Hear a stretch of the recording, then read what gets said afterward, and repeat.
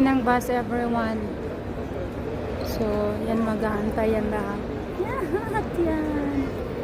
Dito kami waiting for the shuttle bus. Yes. More than.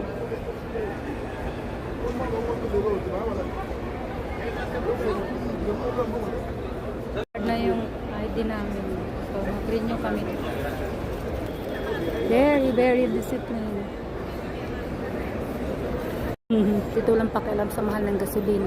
Yata ang mahirap nandito, lahat sila mayaman dito para lang bumili ng mga brand. Enjoying. Tayo namin, everyone. Pagalang-galang ang babae ngayon. Sobrang pagalang-galang. That's my weight. Kita na naman. Ang waistline ng babae lumiit. Kasi sa stress ba? So, stress na ano. Hindi naman stress, sobrang pagod siguro dahil dalawang lugar ng China ang pinunta. Kaya sila nakatingin, basta ako nakaupo. Pagod eh. Nandito na yung sundo ng lahat.